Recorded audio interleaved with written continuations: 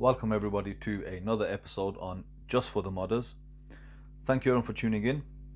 This video is going to be my first tutorial or how-to video, which is going to address the Chinese Homage watches. Now, I received an email from a subscriber not too long ago where he had a concern where he removed the bezel from a Pagani design watch.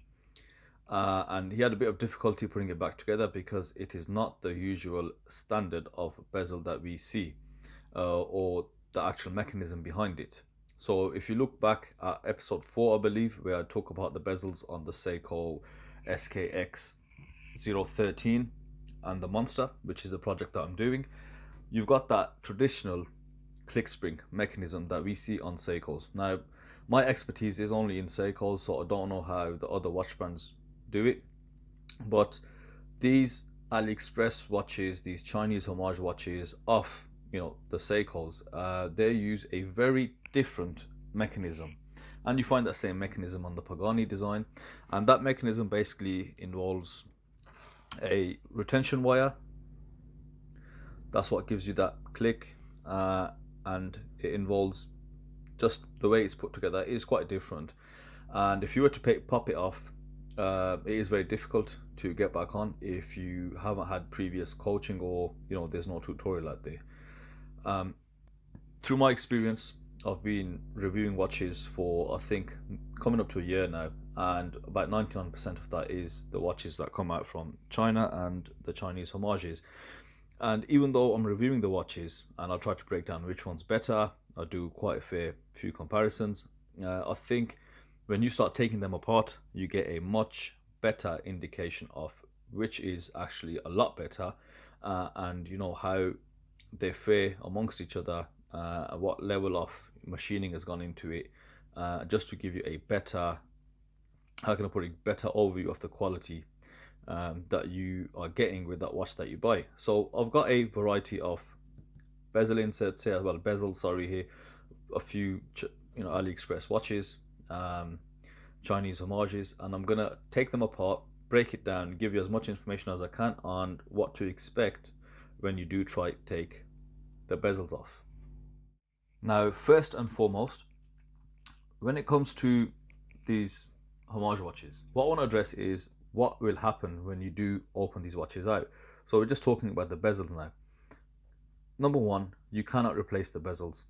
Even if you get a SKX Homage from Heimdallr, from Steel Dive, you will never be able to put a SKX aftermarket bezel onto the watch. That's because the fitting, the mechanism they're two very different things. There's no click spring involved, so it's not going to just be, you're not going to be able to just fit it back on. And why would you want to take one of these off if you can't replace the bezel, you can't change the look of the bezel?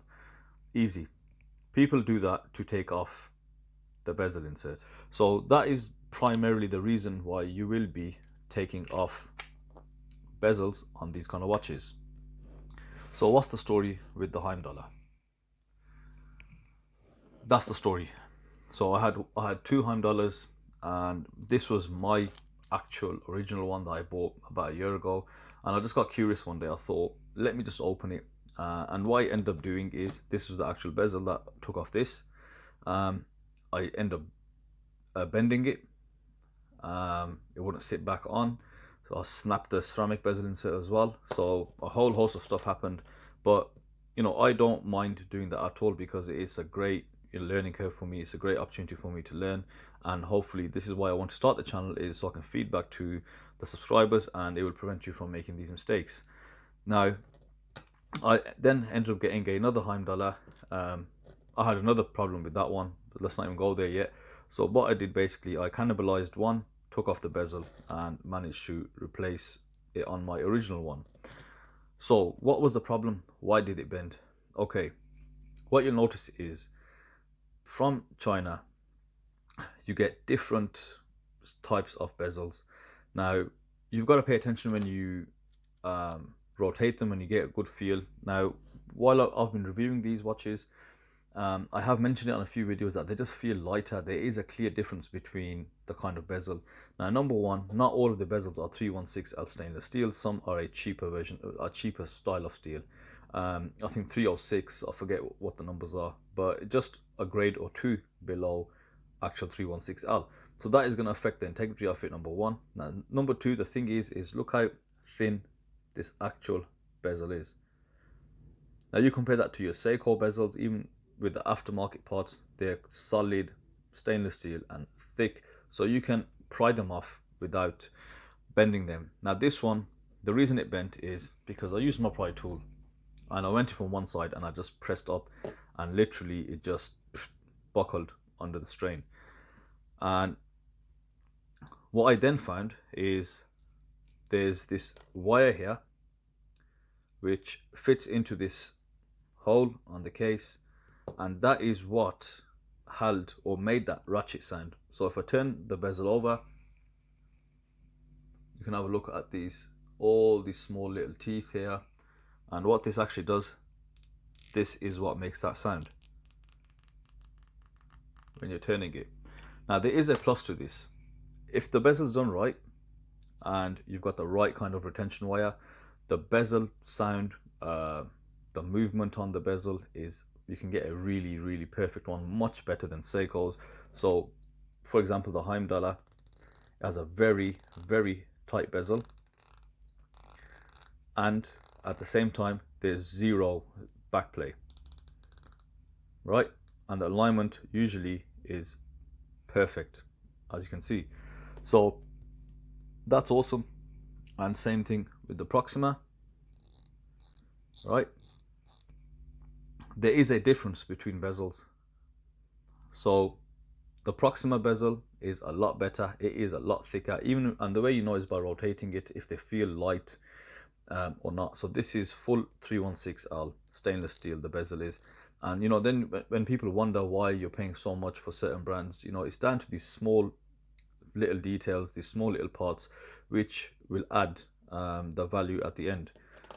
So this one is a lot better. We're going to open this one and we're going to show you what's in there. But when it comes to these, the thinner, skinnier bezels, I don't recommend that you try taking them off.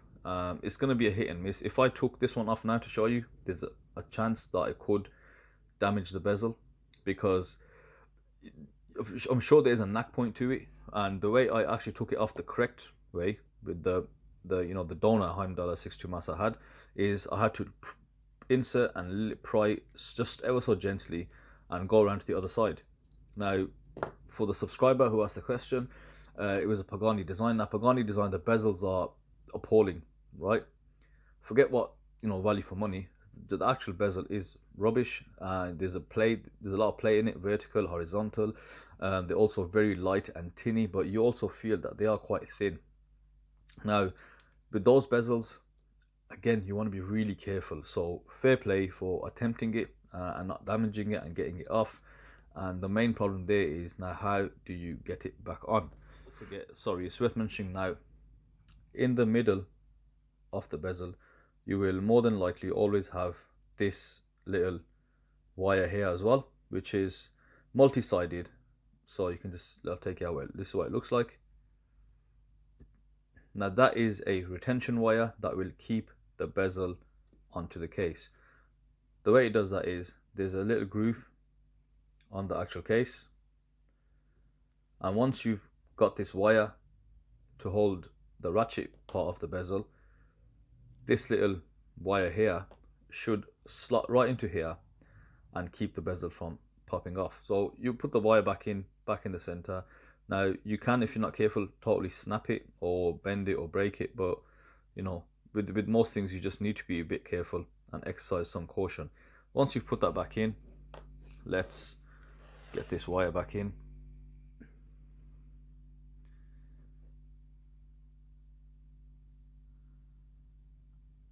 Okay, that's in. Just use your thumb and keep that wire located. Now the key with this is, just hopefully I can show you properly, you want to get that wire to catch in the teeth, right? Once you catch that wire there, so we've caught the wire in the teeth there now, yeah, you can hear that rotating. Literally rotate and just press on. Now the beauty of this bezel is, or these kinds of bezels, is that wire that is holding the bezel into the case, that groove. You don't actually need a crystal press. You can just use your hands and snap it on in most cases, and you are good to go. Now this is on perfectly, right? It's just the fact that I did bend it that it's not going to sit right. But you can see here that it rotates and you get that click sound, right? Now let's do this on the Proxima. Tool, pry tool. Now, because I've done it on this before, I know it's quite easy, but I would recommend you put a bit of insulation tape to make sure your watches are protected. And what you want to do is slip in and pop it off. Right, there we go. That is off. Now look at the wire used by Proxima. It is a lot longer, and you can have a look at the inside of this bezel.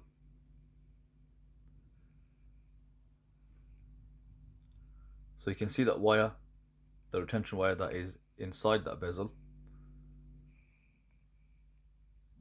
And this, you know, there's going to be grades, there's going to be better quality, and this wire looks a lot better than the one used on the Heimdaller. Let's just get this wire back out. So this retention wire, as opposed to the one we saw on the Heimdaller, is a lot longer, so it gives you that smoother clip. So what we're doing here is with the Proxima, we're going to do the same thing, is slot the end back into the hole. Just use your thumb. It is quite fiddly, especially when you've got half a thumb, but just bear with me. Right, so once that's sat in, okay, you want to make sure it sits right in there.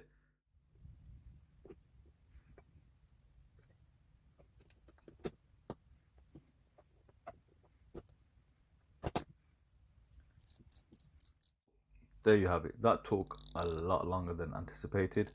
However, as you saw, what I ended up doing was I held it down with the end part down with the screwdriver, rotated it on, and just pressed it on. Sometimes you just gotta adapt to see what is the best way. So the bezel is in, and you can see it's still solid. So that's it. That's all this video is. It was really to help out the subscriber who asked the question, and fair play for him to opening up that Pagani design and having a go. But I do not recommend messing with these bezels. Like I said, the Proxima is okay because, you know, it is pure 316L stainless steel. It's quite thick as well. But when it comes to the thinner bezels, as I previously spoke about, have a go at a watch that you're not really bothered about, but then figure out a knack way of doing it, just so you can get your hand kind of stable at doing it. So that's the end of the video. Thank you everyone for watching today, and I'll see you for the next one.